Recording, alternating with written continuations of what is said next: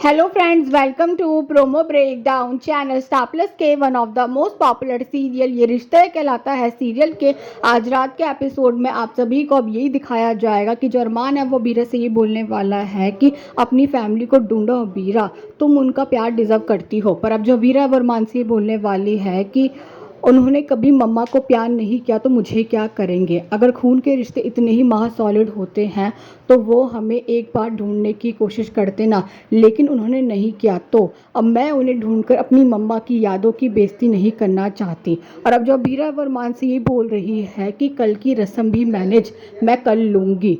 पर अब जो दादी साहब वो फूफा के सामने यही बोल रही है कि कल रस्म नहीं, कल उस लड़की और हमारी आखिरी जंग होगी जिसमें वो हारेगी।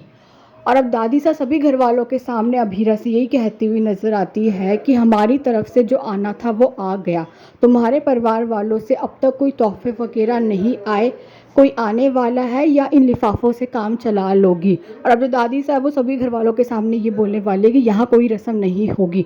पर तभी वहाँ पर अब मनीष की एंट्री हो जाती है और अब जो मनीष है वो बहुत सारे गिफ्ट लेकर आने वाला है। और अब जो मनीष है वो सभी घर वालों के सामने यही कहने वाला है कि अभीरा का मायरा भी आ गया है और अब इसके मामा भात की रस्म भी होगी पूरे तौर तरीके और शगुन के साथ। पर अब जो फूफा साहब हैं अब वो मनीष जी से ये सवाल करते हुए नज़र आते हैं कि मनीष जी का क्या रिश्ता है अभीरा के साथ। और अब जो मनीष है वो सभी घर वालों को ये बताने वाले हैं कि अभीरा मेरी अक्षरा की बेटी है।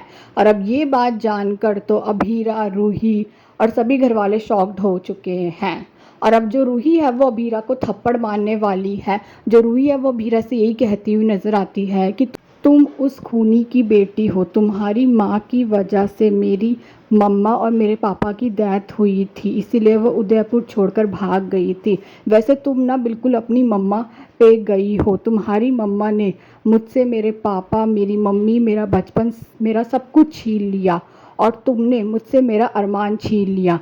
तुमसे बहुत नफ़रत करती हूँ।